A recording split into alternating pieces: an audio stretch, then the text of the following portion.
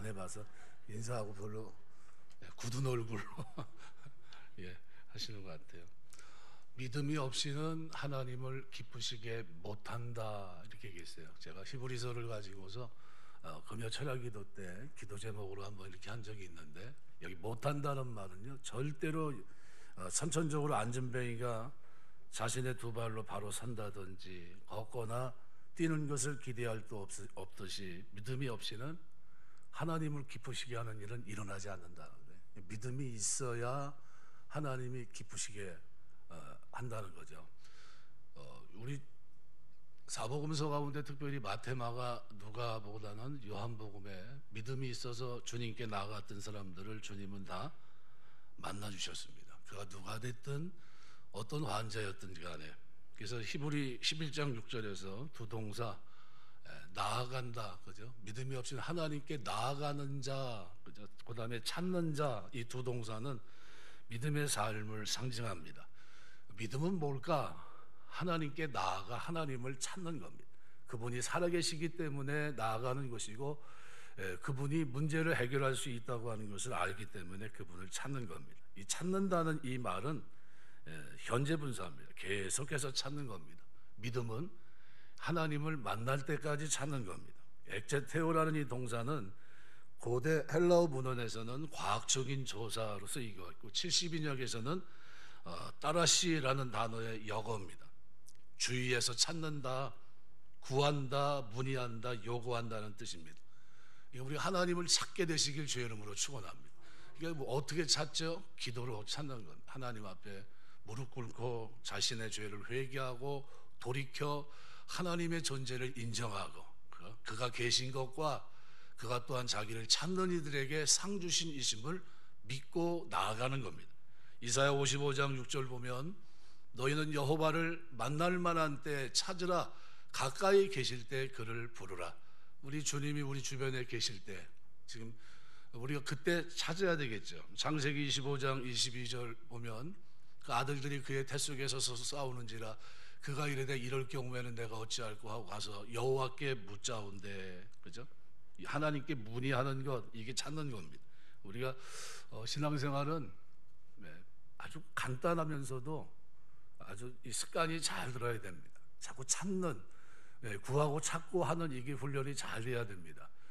구약에 특별히 다윗을 하나님이 훈련시킬 때 10년간의 도망자의 생활을 합니다.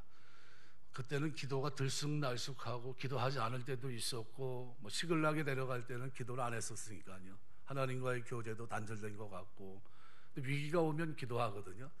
그 위기를 겪고 나니까 그 다음서부터는 어떻게 해요? 기도합니다. 하나님을 찾고 그 하나님을 계속해서 하나님을 향해 방향을 바꾸지 않습니다. 우리 신앙생활하면서 믿음은 적극적으로 하나님을 찾는 사람이 되는 것이고, 하나님은 그런 사람들을 만나주시면 잠언 8장 17절에 보면 나를 사랑하는 자들이 나의 사랑을 입으며 나를 간절히 찾는 자가 나를 만날 것이다. 이 간절히 히브리 말로는 새벽에라는 거예요. 간절하면 잠이 안 옵니다. 그죠? 어떤 게 중요한 거, 어떤 문제를 해결하려고 하면요, 제일 이른 아침에 일찍 일어납니다. 그냥 뭐 할 거 다 하고 늦은 저녁에 짜투리 시간 가지고 이러질 않습니다. 가장 중요한 메인 시간을 거기다 쓰게 돼 있어요. 첫 시간, 가장 소중한 거죠. 그 문제가 해결되지 않으면 안 되니까요. 역대상 28장 9절에도 내 아들 솔로몬아 너는 내 아버지 하나님을 알고 온전함과 깊은 뜻으로 섬길지어다. 여호와께서는 모든 마음을 감찰하사 모든 의도를 아시나니 내가 만일 그를 찾으면 만날 것이요 만일 내가 그를 버리면 그가 너를 영원히 버리시리라. 찾으라. 믿음은 뭡니까? 하나님이 계시기 때문에 찾는 거예요. 지속적으로 찾는 겁니다. 문의하고 계속하는 겁니다. 시편 53편 2절은 내 하나님이 하늘에서 인생을 굽어 살피사 지각이 있는 자와 하나님을 찾는 자가 있는가 보려 하신즉 그랬습니다. 우리 신앙생활은 자꾸 찾아야 돼요. 찾아야 됩니다. 시편 27편 8절 너희는 내 얼굴을 찾으라 하실 때 내가 마음으로 주께 말하되 여호와여 내가 주의 얼굴을 찾으리이다 하였나이다 그랬어요. 자꾸 찾으셔야 됩니다. 예레미야 29장 13절 너희는 온 마음으로 나를 구하면 나를 찾을 것이요 나를 만나며. 형식적으로 마음에도 없이 주님 찾아야지, 이거 의미 없다는 겁니다. 하나님 우리 마음을, 중심을 꿰뚫어 보세요. 삭개오 마음을 꿰뚫어 보십니다. 나무 위에 올라가 있는 그를 아십니다. 자신을 찾아온 삭개오를 만나주세요. 인생을 변화시키고 그도 아브라함의 아들이다, 이렇게 얘기합니다. 오늘 히브리서 11장 6절을 믿음이란 두 가지를 인정하는 겁니다. 그분이 계시다는 것과 그분이 자기를 찾는 자들에게 반드시 상을 주시는 분이라는 사실을 믿는 겁니다. 이 두 가지 흔들림 없이 마음에 받아들이는 것이 믿음입니다. 과연 나에게 이 믿음이 있는가? 교회를 출입하면서 나에게 이 믿음이 있는가? 그런데 오늘 본문은 이 믿음을 가진 사람을 소개합니다. 에녹입니다. 히브리서 11장 5절 보면 하나님을 기쁘시게 하는 자라 하는 증거를 받은 자로 소개합니다.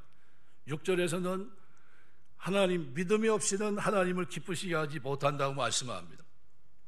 에녹은 하나님이 반드시 계심을 믿었습니다. 그분을 찾는 자들에게 반드시 상 주신 부심을 그는 믿었던 겁니다. 그럼 에녹은 어떤 사람일까? 오늘 히브리 11장 5절은 이렇게 소개를 합니다.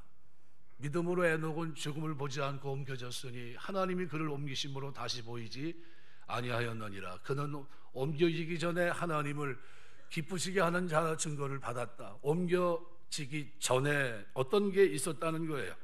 뭔가 있었다는 겁니다. 그분을 찾는 자들에게 상 주신 분임을 그는 믿었고, 그 삶의 저 정황을 가지고서는 우리가 에녹을 바르게 이해할 수 없습니다. 그럼 에녹에 대한 기록은 창세기 5장에 기록이 되어 있는데 21절부터 24절을 보시면 에녹은 65세 무드셀라를 낳았고, 무드셀라를 낳은 후 300년을 하나님과 동행하며 자녀를 낳았으며 그는 365세를 살았더라. 에녹이 하나님과 동행하더니 하나님이 그를 데려가심으로 세상에 있지 아니하였더라. 저게 다입니다. 우리가 똑같은 일상을 살아갔던 거예요. 아무것도 없는데 그에게 두드러진 것이 한 가지 있는데 뭐냐 하면 바로 그겁니다. 하나님이 살아 계시다는 것과 그분을 찾았다는 거예요. 근데 왜 그 쓸데없는 얘기를 하고 있죠? 왜냐하면 그것이 중요했던 건데 사람들이 그걸 인식하지 못했던 겁니다. 이 정황을 오늘 우리가 창세기에 기록되어 있는 아담과 하와의 모습을 통해서 생각해 보면서 이게 그래서 믿음이었구나. 우리가 하나님을, 살아계신 그 하나님을 찾는 게 이것이 보통 귀한 믿음이 아니구나 하는 것을 알게 돼요. 그 믿음이 그에게 주어지게 되니까요, 그가 이제 하나님과 동행하게 됩니다. 에녹이 하나님과 동행하더니 하나님이 그를 데려가심으로 세상에 있지 아니하였더라. 그는 300년을 동행했다는 겁니다. 우리는 에녹과 똑같은 일상을 날마다 살아갑니다. 근데 성경은 에녹을 하나님을 기쁘시게 하는 믿음의 사람이라고 인정하고 있습니다. 그의 삶의 특징이 뭡니까? 평범합니다. 아주 단조로워요. 결혼해서 자식 낳고 산 것밖에 없어요. 65세 그죠? 아들 낳은 것밖에 없고, 얼마든지 하나님을 기쁘시게 해드릴 수 있다는 거죠. 내 삶의 현장에 살아가는 이 현장이 너무나도 중요하다는 거죠. 에녹이 큰 상을 받게 된 그 출발점은 평범한 삶의 현장입니다. 자녀를 낳고 그리고 살아가는 그 일상이었던 거죠. 그러면 여기서 어떤 상관관계가 있는지를 생각해 보셔야 되냐면요, 자녀를 낳은 것과 하나님과 동행하는 것의 이 상관관계를 이해하셔야 됩니다. 창세기 5장에 보면 유심히 한번 보신 분들은 알 겁니다. 누가 누구를 낳고 몇 세를 살았고 죽었더라. 제가 성경을 좀 보면서 뭐 아무 의미도 없는 이게 누가 몇 살 살고 죽고 이게 무슨 의미가 있지 생각을 했었습니다. 전체가 자녀 낳는 내용이고 살다가 죽었다는 겁니다. 그런데 왜 에녹에게 대해서 5장 22절 무드셀라를 낳은 후 300년을 하나님과 동행하며 자녀를 낳았으며, 그에게는 자녀를 낳은 후가 달라졌다는 겁니다. 다른 사람은 뭐예요? 자녀를 낳은 후에 삶이 바뀌지 않았어요. 그런데 저 사람은 자녀를 낳고 난 후에 삶이 바뀝니다. 다른 선조들과 한결같이 낳았다라는 겁니다. 근데 에녹은 낳은 후 하나님과 동행했다고 표현합니다. 에녹이 자녀를 낳은 후 하나님과 동행했고 그 동행이 하나님의 기쁨이 되었고 이것이 믿음으로 인정받았고 결국은 죽음을 맛보지 않았고 천국에 그냥 옮겨지는 큰 상급의 주인공이 됩니다. 이 모든 것이 무드셀라를 낳은 후부터입니다. 자녀를 낳은 것과 하나님의 동행 사이에 어떤 깊은 상관관계, 여기에 이 속에 어떤 비밀이 있다는 거예요. 그의 삶이 믿음일 수밖에 없는 이유가 그 속에 있다는 겁니다.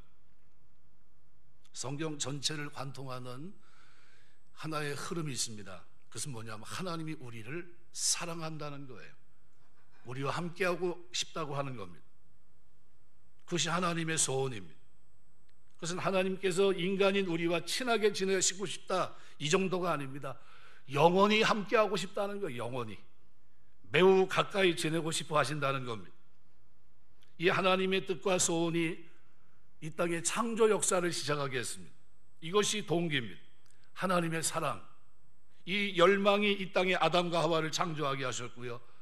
그리고 이 소원이 넘치고 넘쳐서 친히 인간의 몸을 입고 이 땅에 오셨고 바로 이 소원 때문에 영으로 우리 안에 지금 거하실 뿐만 아니라 바로 이 간절한 소원 때문에 천국을 만드셨고 다시 이 땅에 재림하셔서 오늘 우리를 데려가시고 영원토록 함께 하실 겁니다.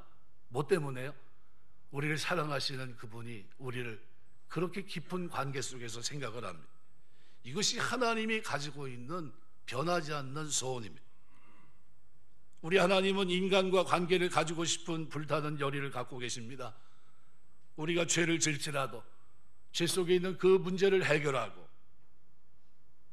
창세기 선악과를 먹지 말라고 하는 창세기 2장 17절의 이유도 에덴 동산 그렇게 풍족하고 부족함이 없는 환경에서 혹시나 하나님과의 문제가 하나님을 잊어버릴까 해서 하나님을 의식하면서 하나님과 친밀한 관계를 유지하며 살아가도록 하기 위한 하나님의 생각이었지 그 이상도 그 이하도 아닙니다. 선악과를 왜 하나님 못 먹게 못했을까? 그게 아닙니다. 다르게 이해하면 굉장히 문제가 됩니다. 아담은 어떠했을까? 그는 선악과를 따먹었습니다. 그리고 자기 갈빗대를 취했다고 얘기했지만 하나님이 주신 아내와 더불어 몸을 피하게 됩니다. 무화과 나무 숲에 숨었습니다. 그리고 부끄러움을 느끼기 시작해요. 하나님 어느 때와 같이 동산을 방문하셨습니다. 그리고 그런 아담을 이름을 부르세요. 어디 있냐? 그랬더니 내가 벗었으므로 숨었나이다. 네가 벗은 걸 어떻게 아느냐? 깜짝 놀랐습니다. 그때 하나님은 이런 괘씸한 놈이 있냐?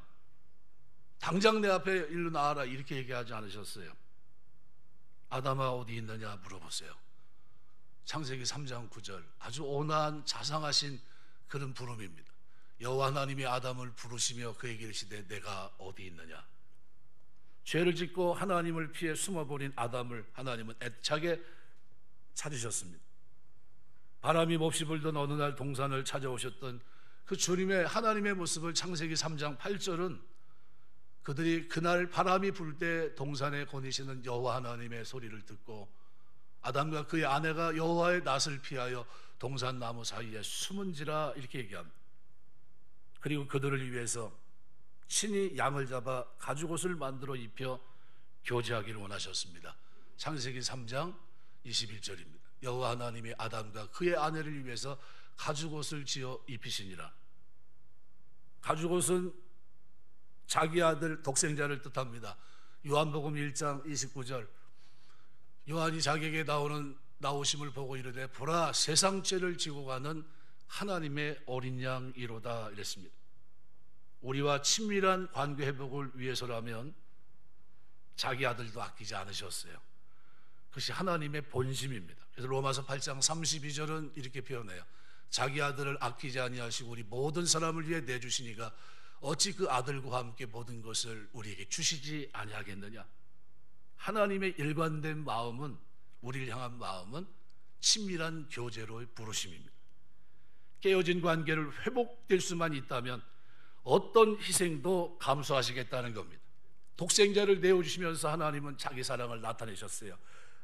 우리가 원수 되었을 때 이미 하나님으로 쫓김을 받고 이제는 버림받은 그때에도 하나님, 우리가 경건치 않을 때, 죄악 속에 있을 때, 로마서 5장 말씀대로 연약할 때 하나님이 우리에 대한 자기의 사랑을, 독생자를 내어주시면서 확증하신 겁니다. 하나님은 우리가 대충 친하게 지내고 싶어하는 그 정도가 아닙니다. 하나님은 우리가 완전한 관계를 회복하기를 원하십니다. 이게 하나님의 본심이에요. 그럼 이 일 이후 사건은 어떻게 전개가 됐냐? 창세기 3장을 보시면 23절, 24절 저 구절을 우리가 이해할 때 이 문제를 바르게 이해할 수 있습니다. 여호와 하나님의 에덴 동산에서 그를 내보내어 그의 근원된 땅을 갈게 하시니라. 이같이 하나님이 그 사람을 쫓아내시고 에덴 동산 동쪽의 그룹들과 두루 도는 불같은 불칼을 두어 생명나무의 길을 지키게 하시니라. 그대로 띄워놓으시죠. 저 구절에서 하나님이 아담을 쫓아내는 장면을 우리가 이해하게 되는데, 근데 이게 하나님의 본심인가? 24절은 쫓아냈다고 얘기하는데 23절은 내보내요 라고 얘기합니다. 그게 아니라는 겁니다.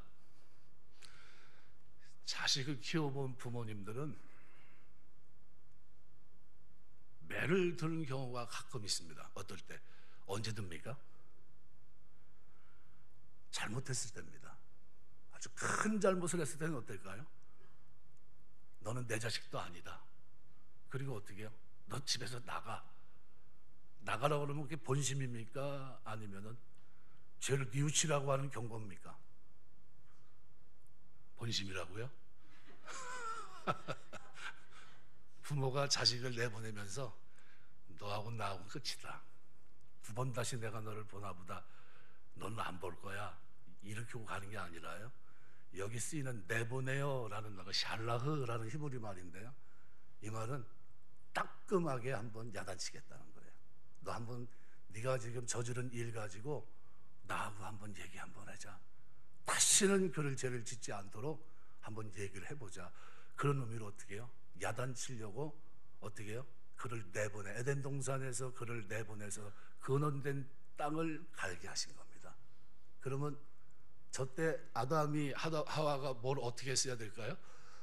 납작 엎드렸어야 돼요. 하나님 잘못했습니다. 제가 하나님 말씀을 분명히 내가 들었는데 그거를 제가 하나님처럼 된다고 하는 이 말에 속아서 실수했습니다. 용서해 주십시오 그랬으면 어떻게 해요? 다시는 이 죄를 짓지 마라. 이 여지가 좀 있었을 겁니다. 그죠? 근데 하나님이 아담을 쫓아내세요. 너 같은 자식이 이제 내 자식 아니다. 등 떠밀듯이 바깥으로 밀어내는 것 같아요. 근데 그 아버지 하나님의 기대는 뭡니까? 잘못했습니다. 용서해 주십시오. 다시는 말씀을 어기지 않겠습니다. 이 한마디 듣고 싶었던 겁니다. 이것이 하나님의 기대예요. 예레미야가 3장 33절 말씀대로 주께서 인생으로 고생하게 하시며 근심하게 하시면 본심이 아닙니다. 그럼 이 사실을 우리가 어떻게 확인할 수 있을까? 창세기 4장에 보면요, 가인이 아벨을 돌로 쳐 죽입니다. 4장 11절 12절의 기록인데 이렇게 말해요. 땅이 그 입을 벌려 내 손으로부터 내 아우의 피를 받았은즉 내가 땅에서 저주를 받으리니 내가 밭을 갈아도 땅이 다시는 그 효력을 내게 주지 아니할 것이요 너는 땅에서 피하며 유리하는 자가 되리라. 하나님은 이 말씀은 아주 단호한 말씀입니다. 근데 가인의 태도를 보면 이때 어떻게 하냐면요, 하나님 앞에 엎드려 호소합니다. 13절부터 15절을 보시면 이렇게 표현해요. 가인이 여호와께 아뢰되 어떻게 하고 있습니까? 하나님 앞에 나아가 하나님의 얼굴을 찾아요. 가인이 여호와께 아뢰되 내 죄벌이 지기가 너무 무거우니이다. 주께서 오늘 이 지면에서 나를 쫓아내시온즉 내가 주의 낯을 배웁지 못하리니 내가 땅에서 피하며 유리하는 자가 될지라 물은 나를 만나는 자마다 나를 죽이겠나이다. 여호와께서 그에게 이르시되 그렇지 아니하다. 가인을 죽이는 자는 벌을 7배나 받으리라 하시고 가인에게 표를 주사 그를 만나는 모든 사람에게서 죽임을 면하게 하시니라. 저 장면을 우리가 유심히 보셔야 됩니다. 하나님께서 가인에게 은혜를 베풀고 계십니다. 긍휼과 자비를 베풀어 주고 계십니다. 이게 하나님의 본심이에요. 이 본심을 아담은 잃지 못했어요. 그래서 창세기 3장 23절 내보내다 3장 23절 보면 여호와 하나님이 에덴 동산에서 그를 내보내요 라는 이 단어가 샬라흐라는 단어인데 send him, 남겨놓다, 발송하다 라는 단어를 쓰고 있는데, 이 단어는요 아담이 범죄한 부분에 대해서 한번 짚고 넘어가자는 거예요. 너 이렇게 됐는데 내가 하지 말라는 거 했는데 너 다시는 그 죄를 지면 안 될 텐데 한번 어떻게 해요? 얘기해보자는 겁니다. 야단을 쳐서 다시는 그런 일이 없도록 경각심을 일으키자는 겁니다. 그래서 그를 내보낸 거예요. 등을 떠밀어 본 겁니다. 우리 자식들이 잘못했을 때 이런 행동을 하는 경우가 있거든요. 너 나가. 근데 그냥 나가버리면 어떻게 됩니까? 나가라고 하는 의도가 아니잖아요. 잘못했다고 빌으라고 한 얘기인데. 근데 아담의 반응이 하나님의 진심 그 마음을 헤아리지 못했습니다. 알지 못했어요. 그냥 휙 나가버립니다. 이전 아담의 모습을 본, 어떻게 보면 이 아담, 변하지 않고 자기의 죄를 뉘우치지 못하는 이 아담의 모습을 본 아버지의 기분은 어땠을까요? 그래서 24절 보면 이같이 하나님이 그 사람을 쫓아내시고, 가라쉬라는 단어입니다. 이혼하다, 구개로 추방하다, 축출하다라는 단어입니다. 내보내다고 하는 이 단어와 쫓아내다고 하는 이 가라쉬라고 하는 이 단어는 차원이 달라요. 하늘과 땅 차이입니다. 내보냈을 때는 따끔하게 야단쳐서 돌이키게 해서 관계를 유지하려고 했던 것이고, 쫓아낸 건 뭡니까? 완전한 축출입니다. 사실 하나님은 그냥 한번 따끔하게 야단치려고 했을 뿐입니다. 그 죄가 반복되지 않도록 순종하며 그 모든 것을 누릴 수 있고 하나님과 깊은 교제 속에 있을 그 자리를 유지할 수 있도록 하나님은 얼마든지 할 수 있었습니다. 그러려면 에덴 동산에서 나가라고 등을 한번 떠밀었을 뿐인데 그냥 아담은 그 길로 나가버립니다. 이런저런 변명을 늘어놓다가 창세기 3장 12절에 보면 아담이 이르되 하나님이 주셔서 나와 함께 있게 하신 여자, 그가 그 나무 열매를 내게 주므로 내가 먹었나이다. 이 핑계 저 핑계 죄를 전가시키면서, 그죠?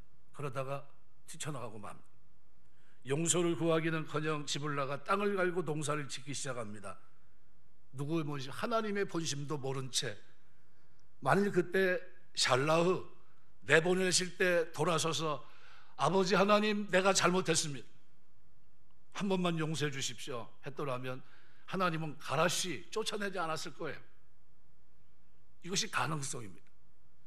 인류 역사가 달라졌을지도 모릅니다. 가슴을 파고들면서 용서를 구하는 아담을 하나님은 매몰차게 바깥으로 몰아내지 않았을지 모릅니다. 에덴 동산에서 내치지 않았을지도 모릅니다.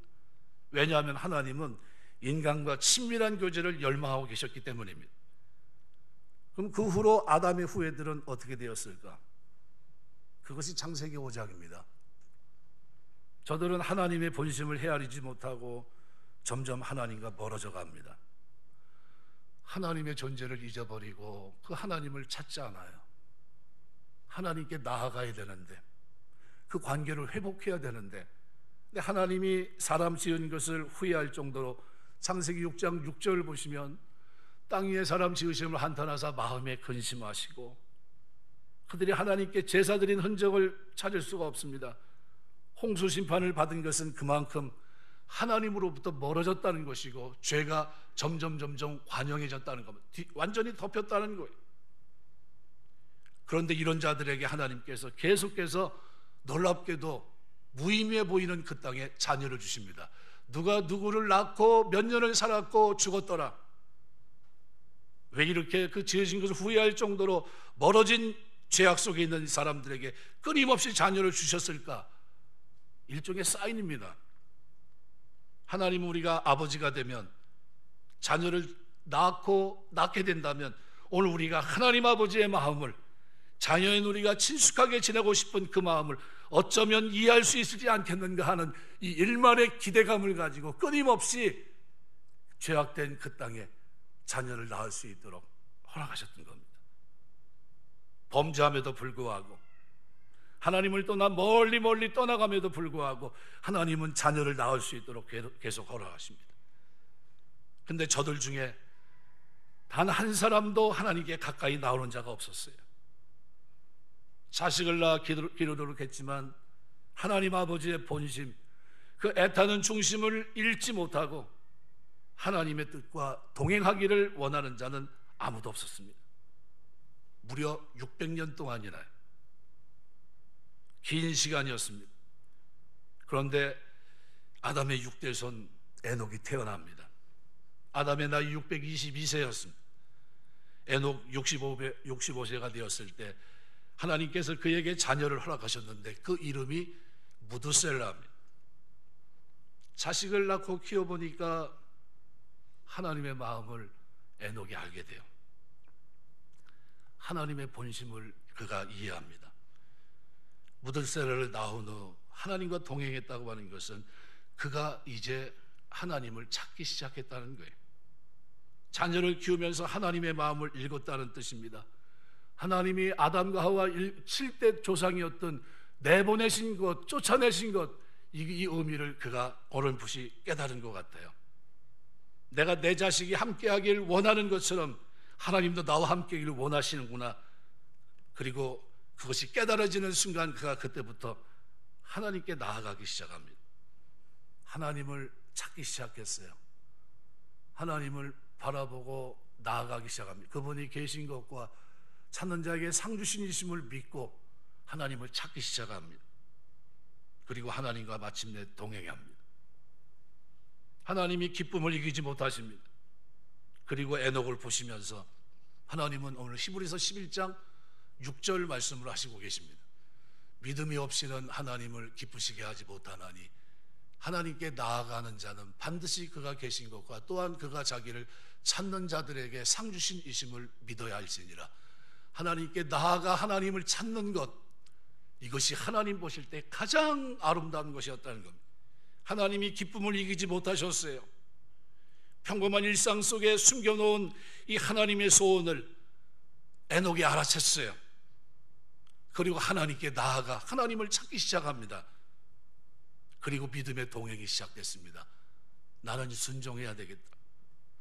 하나님은 에녹을 이 세상에서 가장 큰 상을 받는, 죽음을 보지 않는 상을 경험할 수 있도록 그를 인도하십니다. 천국의 드림을 받는 상을 베푸십니다. 에녹뿐만 아니라 그의 자녀 무드셀라에게도 놀라운 축복을 허락하세요. 그가 969세 장수만세의 가장 큰 스타입니다. 이렇게 산 사람이 있나요? 지구상에서 가장 오래 장수했고요. 뭐 때문에 이렇게 장수했죠? 하나님의 사랑을 보여주는 겁니다.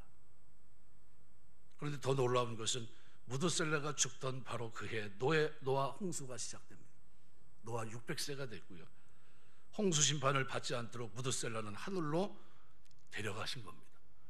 뭐 때문에 이렇게까지 배려하죠? 하나님께 나아가 찾는 자들, 이 믿음을 귀하게 보셨다는 거예요. 그래서 이 모습을 우리가 유심히 보시면요, 유다서 1장 14절 맨 끝에 결론부에 가서 보면, 유다서 1장 14절에 보면 이렇게 표현합니다. 아담의 7대손 에녹이 이 사람들에 대하여도 예언하여 이르되 보라, 주께서 그 수만의 거룩한 자와 함께 임하셨나니. 아담과 하와가 잃어버렸던 하나님과의 관계를 세월이 흐른 뒤 누가 찾았습니까? 에녹이 되찾은 거예요. 에녹이 되찾았습니다. 하나님과의 친밀한 동행, 바로 그것을 허락했다는 얘기입니다. 여러분, 우리가 예수 믿고 일상이 단조로워. 우리는 교회, 직장, 집, 어쩌다 친구 한번 만나고, 이렇게 살아가지고 뭐 되겠어? 우리가 가는 천국도 이런 곳일까? 이렇게 생각할 수 있습니다. 지금 내가 하고 있는 일을 통해서 하나님은 얼마든지 기뻐할 수 있고요. 그리고 내가 걸어가는 이 걸음을 통해 하나님은 얼마든지 진정으로 기뻐하십니다. 믿음의 길을 걷고 있는 나를, 그리고 가정생활하고 있는 나를, 이 사회 속에서 하나님과 동행하며 하나님께 찾고 나아가고 있는 나를 하나님 귀하게 보신다는 겁니다. 믿음의 사람으로 인정받을 수 있다는 겁니다. 하나님 내 삶의 현장에 축복의 씨앗을 숨겨놓고 있습니다.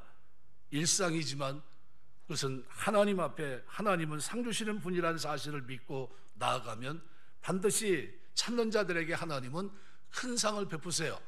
우리에게 천국을 하나님은 예비하셨습니다. 무엇보다 내 삶의 현장에서 내게 향하신 하나님의 뜻을 깨달으면서 그분 가까이 나아가기를 힘쓸 때 우리는 진정으로 하나님 앞에 인정받는 믿음의 소유자가 될 겁니다. 평범함 속에 하나님의 뜻이 있어요. 하나님의 진정, 그 마음이 그 속에 있습니다. 야고보서 4장 8절 말씀대로 하나님을 가까이 하라, 그리하면 너희를 가까이 하시리라. 죄인들아 손을 깨끗이 하라, 두 마음을 푼 자들아 마음을 성결케 하라. 하나님을 가까이 하라, 그리하면 너희를 가까이 하시리라. 평범함 속에 하나님의 소원이 있습니다. 하나님 우리와 관계를 새롭게 하고 그리고 동행하기를 원하십니다. 내 보내신 것이 본심이 아니셨습니다. 회개하고 관계를 새롭게 하고 하나님의 뜻을 알고 그 뜻에 순종하며 동행하는 것이 하나님의 뜻이었고 이것이 믿음이었던 겁니다. 이 믿음은 하나님을 기쁘시게 했고 에녹이 가진 이 믿음은 하나님 앞에 상을 받게 했던 겁니다. 그래서 창세기 3장에 이 23절에 기록되어 있는 이 말씀을 유심히 보셔야 됩니다. 내어 보내어 그를 내보내어 그 근원에 된 땅을 갈게 하십니다.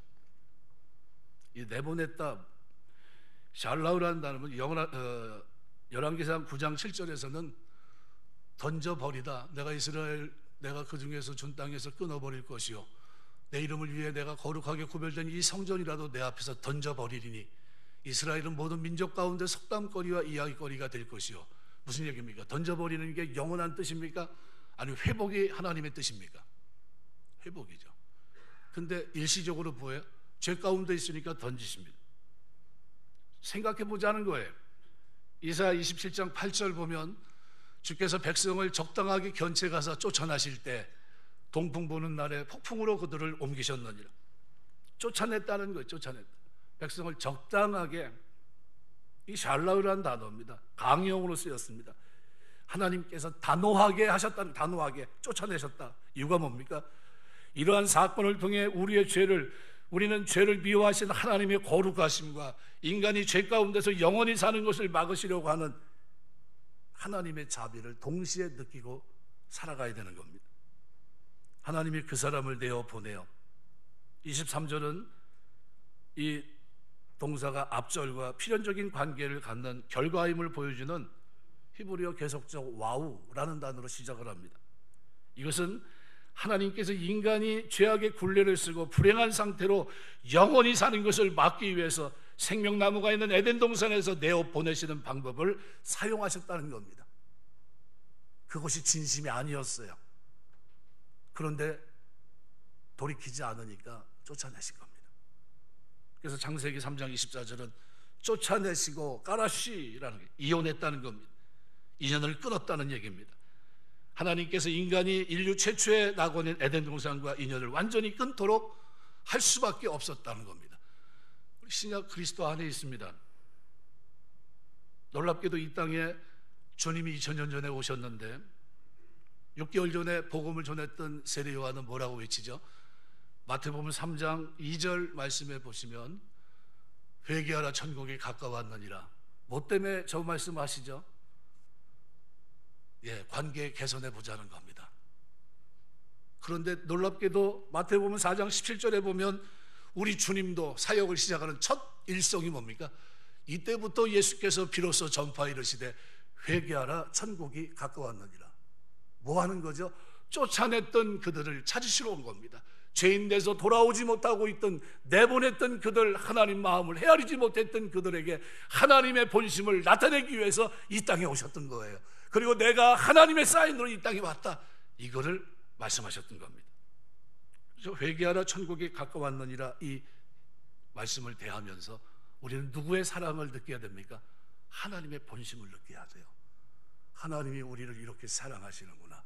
독생자를 내어주시기까지 나를 사랑하시는구나.